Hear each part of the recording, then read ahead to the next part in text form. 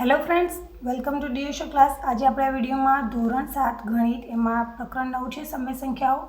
તો એના વિશે આપણે ચર્ચા કરીશું. સમય સંખ્યાઓ વિશે જાણતા પહેલાં આપણે પ્રાકૃતિક સંખ્યા, પૂર્ણ સંખ્યા, પૂર્ણાંક સંખ્યા વિશે અગાઉ ધોરણમાં ભણી ગયા છીએ. તો એના વિશે પણ થોડું યાદ કરી લઈએ. પ્રાકૃતિક સંખ્યા એટલે કે ધન પૂર્ણાંકો જે 1, 2, 3, 4 ત્યાંથી શરૂ થઈને અનંત સુધી, એટલે કે બધા જ ધન પૂર્ણાંકો. પૂર્ણ સંખ્યાઓ તો આ જે પ્રાકૃતિક સંખ્યાઓ છે એમાં શૂન્ય ઉમેરીએ તો પૂર્ણ સંખ્યાઓ થાય. તો અહીંયા આપણે 0, 1, 2, 3, 4, 5 એમ અનંત સુધી, એટલે કે પૂર્ણ સંખ્યાઓમાં શૂન્ય અને ધન પૂર્ણાંકોનો સમાવેશ થાય. હવે પૂર્ણાંક સંખ્યાઓ તો અહીં ધન પૂર્ણાંકો અને શૂન્ય છે, અને એના અંદર જો આપણે ઋણ પૂર્ણાંકો ઉમેરી દઈએ તો પૂર્ણાંક સંખ્યાઓ થાય. તો અહીંયા હું ઋણ પૂર્ણાંકો લખું છું -3, -2, -1, 0, 1, 2, 3. બંને બાજુ અહીંયા ધન પૂર્ણાંકો અનંત સુધી અને અહીંયા ઋણ પૂર્ણાંકો અનંત સુધી અને 0. તો 0 ધન પૂર્ણાંકો અને ઋણ પૂર્ણાંકો ત્રણેયનો સમાવેશ થાય એ પૂર્ણાંક સંખ્યાઓ કહીશું. સમય સંખ્યાઓ કોને કહીશું?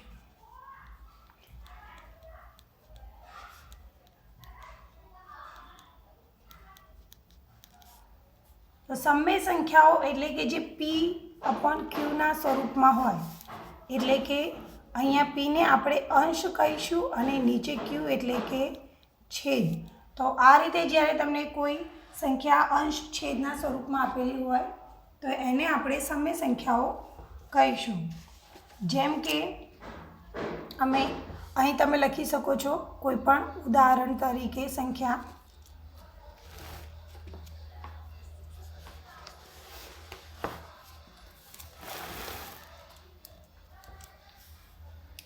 1/2,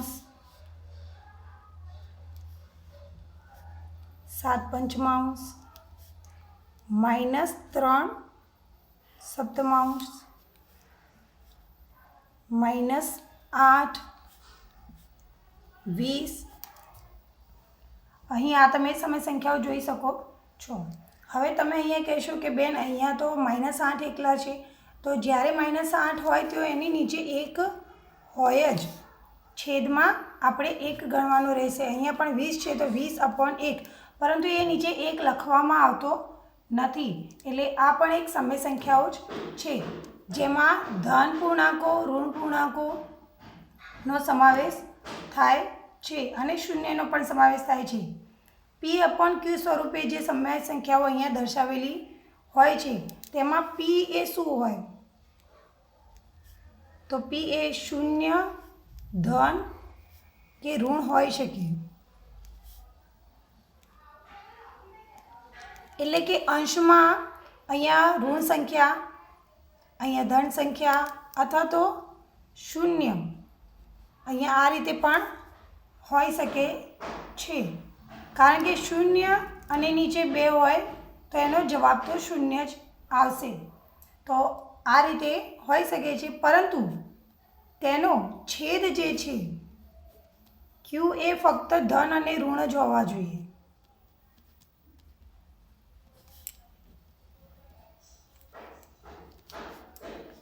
Q એ કદી શૂન્ય હોય નહીં, એટલે કે છેદમાં શૂન્ય હોય નહીં.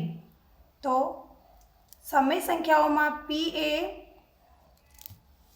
P/Q છે, તો એમાં જો P એ ધન હોય તો આપેલ સંખ્યા ધન સમય સંખ્યા કહેવાય. જો P એ ઋણ હોય તો ઋણ સમય સંખ્યા કહેવાય. જો P એ શૂન્ય હોય તો તે શૂન્ય સમય સંખ્યા કહેવાય. તો અહીંયા આપણે P/Qના અંદર P જો ધન હોય, ધન સંખ્યા હોય, તો P/Q એ શું થશે? ધન.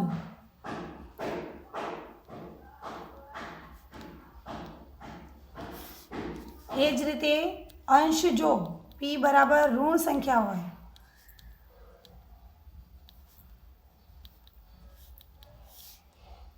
તો p અપોન q એ શું થશે? ઋણ સમય સંખ્યા. આખી જે સંખ્યા છે એ ઋણ થઈ જશે. અને એ જ રીતે જો p બરાબર 0 હોય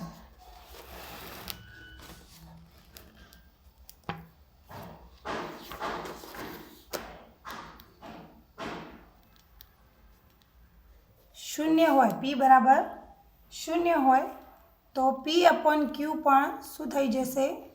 શૂન્ય સમય સંખ્યા.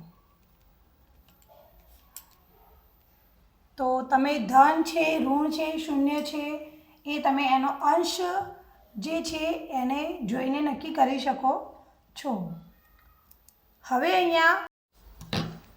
p અપોન ક્યુના અંદર આપણે નીચે છેદની વાત કરીએ તો છેદ તો શૂન્ય તો હોય જ ના શકે. એ કાં તો ધન હશે કાં તો ઋણ હશે.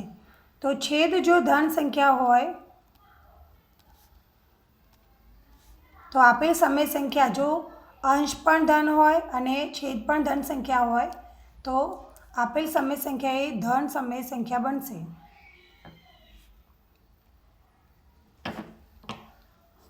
અને જો છેદ ઋણ હોય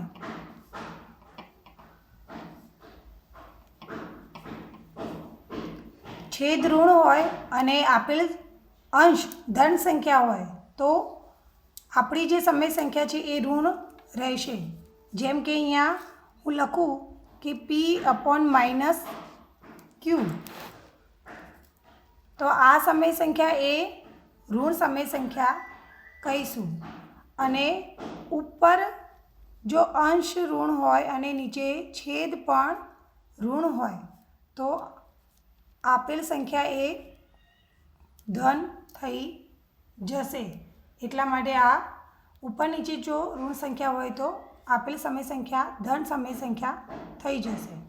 અને બંનેમાંથી એક પણ જો ઋણ હશે તો ઋણ સમય સંખ્યા રહેશે. છેદમાં શૂન્યનું અસ્તિત્વ નથી. અહીં તમને પ્રયત્ન કરો આપેલું છે શું સંખ્યા 2 અપોન નીચે -3 છે એ સમય સંખ્યા છે? એના વિશે વિચાર કરો. તો અહીંયા હું સંખ્યા લખું છું. સંખ્યા આપેલી છે આપણને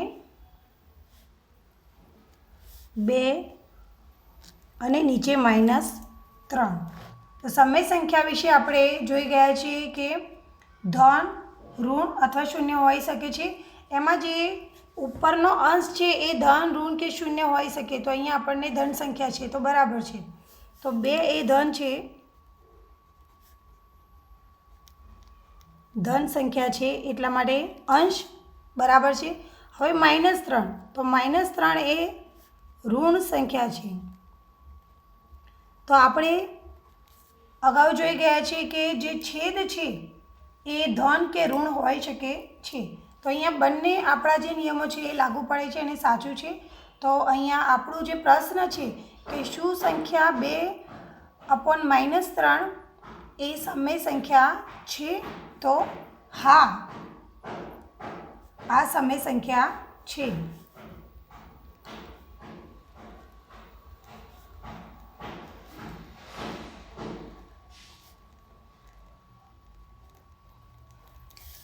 અને આનું વાંચન થશે -2/3 એટલે કે -2/3. તો એ રીતે કરીશું. ફક્ત એટલું ધ્યાન રાખવાનું છે કે છેદમાં શૂન્ય હોવો જોઈએ નહીં. આની જગ્યાએ જો તમને આવો પ્રશ્ન પૂછ્યો હોય કે 2/0 એ સમય સંખ્યા છે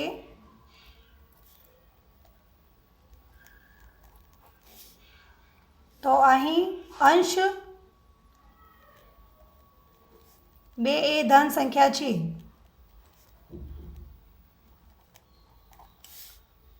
પરંતુ છેદમાં શૂન્ય હોઈ શકે નહીં.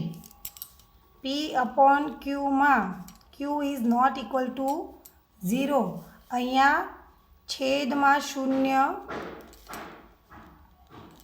ન હોઈ શકે.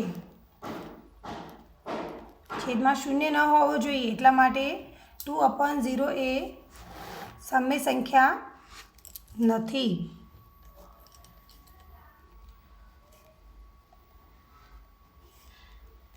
કારણ કે આવી સંખ્યાનું અસ્તિત્વ જ નથી. છેદમાં શૂન્ય હોવો જ ન જોઈએ. અને જો તમને આ રીતે પૂછ્યું કે 0/2 એ સમય સંખ્યા છે,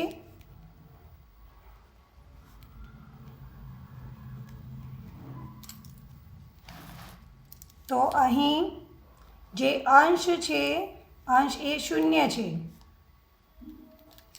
એટલે આપણે P/Q ના અંદર ઉપર અંશ 0 ધન કે ઋણ હોઈ શકે છે, તો આ લાગુ પડે છે, એટલે કે સાચું છે. અને છેદમાં છેદ એ 2 એટલે કે ધન પૂર્ણાંક.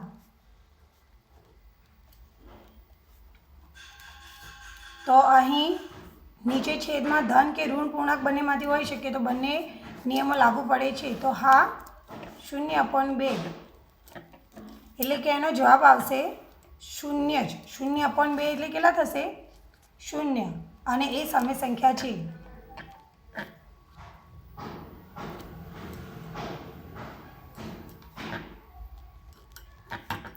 સમય સંખ્યા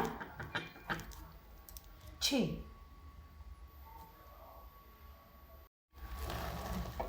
હવે આપણો પાના નંબર 174 પર બીજો પ્રશ્ન છે કે 10 સમય સંખ્યાની યાદી બનાવો.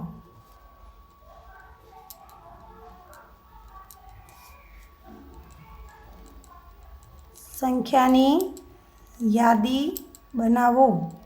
તો સમય સંખ્યાઓનો નિયમ તમને ખબર છે કે અંશમાં શૂન્ય ધન કે ઋણ સંખ્યા હોઈ શકે છે, અને નીચે છેદમાં ફક્ત ને માત્ર ધન અને ઋણ સંખ્યાઓ જ હોય. તો અહીં આપણે સમય સંખ્યાઓ લખીશું: 1/2, -10/5, 7 નીચે -3, 8 નીચે 9, -8 નીચે 9, પછી 0 નીચે 9. તો અહીંયા 0 નીચે 9 એટલે કે 0 જ એનો જવાબ આવે. પરંતુ કદાચ પરીક્ષામાં તમને આ રીતે પૂછ્યું હોય અને આ સમય સંખ્યા છે કે નહીં, તો હા સમય સંખ્યા છે, કારણ કે 0 એ સમય સંખ્યા છે.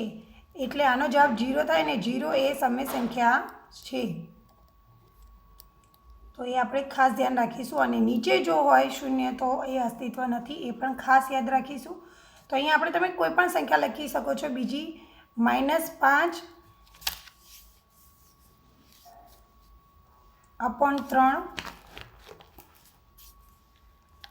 પછી -1.5 +1.5, 1, 100,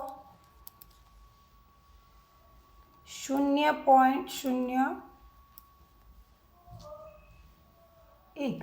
અહીંયા એ રીતે પણ લખી.